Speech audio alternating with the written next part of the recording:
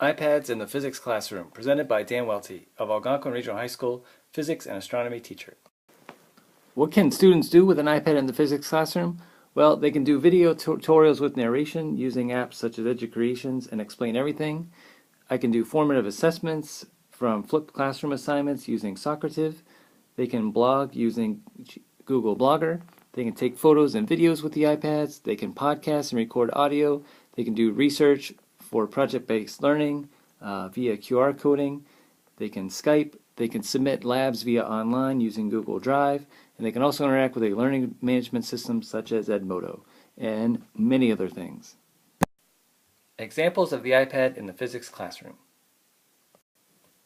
EduCreations. EduCreations is an app where students can narrate problem solutions on a digital whiteboard. Here's an example with my physics students creating a solution to a Ohm's law circuit problem. Together because they're all in a series, and that gave us a total of 4.71 ohms. So here you can see the students were able to show their solutions and narrate their solutions and interactively write the final answer of the total resistance.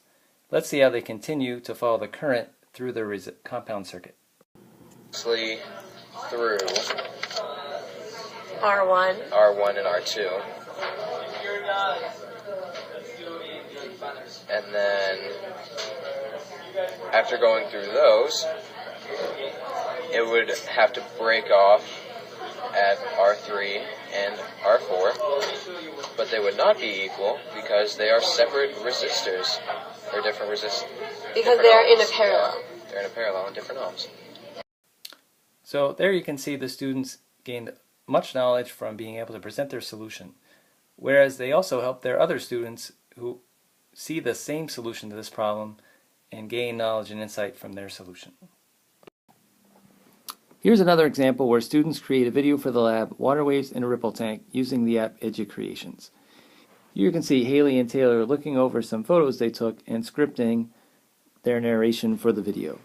Let's see what Sarah said about low and high frequency waves from her pictures taken in the Ripple Tank. So here we're showing the difference between a low frequency and high frequency wave. As you can see with the low frequency wave, there is a much greater wavelength than a high frequency wave. So the wavelength is about from here to here. And as you can see with the high frequency wave, the wavelength is about from here to here. So the higher the frequency, the lower the wavelength. Hey, that's great. Let's see what Nate says about different size apertures and their effect on water wave diffraction. Passes through an aperture and a barrier. We have a behavior called diffraction, which is basically when the small sliver of the waves that pass through the aperture then become a circular wave and has a curve to it like here. But when we increase the gap of the barrier, when we increase the size of the aperture, this effect becomes less noticeable. As you can see on the right, the curve is slightly there, but it's not as noticeable as it is on the left. Now, in years past, students simply took sketches on paper to show what they learned. Here, using this app, they were able to take photos and also annotate them to much more easily show their knowledge of the wave behavior. Explain Everything. Explain Everything is an app where students can literally explain everything. In this example, students created a video to explain an electromagnetism demo in class.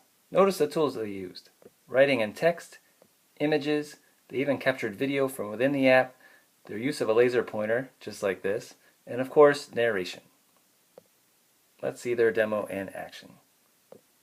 As you can see, our demo involves a giant galvanometer and a coil. We will be moving the coil in two different ways. First, we'll be moving it back and forth.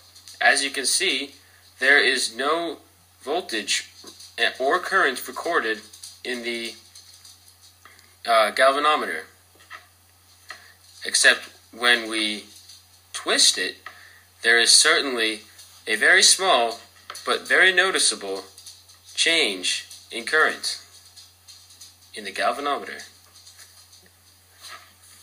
There's their demonstration. Now let's see how they explain it with the physics concepts. Thanks to Faraday's law, we know that in order to induce the voltage in the coil, we need to have a change in the magnetic flux. In order for this to happen, either the surface area or the magnetic field strength need to change, because we know that the magnetic field strength of the Earth is constant, then therefore the surface area needs to change. By moving the coil back and forth horizontally, the surface area through which magnetic field lines move do not change. However, by twisting the coil, it changes the surface area through which magnetic field lines move. This creates a change in magnetic flux, resulting in the observed voltage thanks to Faraday's law. These Explain Everything videos were also shared with the rest of class to help them better understand the different demonstrations we had in class. Data collection using SparkVue. Here we can see a student utilizing the iPad to collect data. Here is the wireless Bluetooth transmitter that's connected wirelessly to her iPad. This way, her iPad can be handheld as she can move back and forth from the motion sensor in this example to collect data. The graphical analysis can either be done on the iPad or exported for use in any video. Use of Apple TV in the physics classroom. Back in September 2012, I purchased an Apple TV so that I could wirelessly mirror my MacBook Pro and my presentations to my students. Now that a student can have an iPad in the classroom, you can see here the student's mirroring his astronomy project over the projector wirelessly so that all the students can see his work. Thank you for your consideration. This presentation was made entirely on an iPad using the app Explain Everything.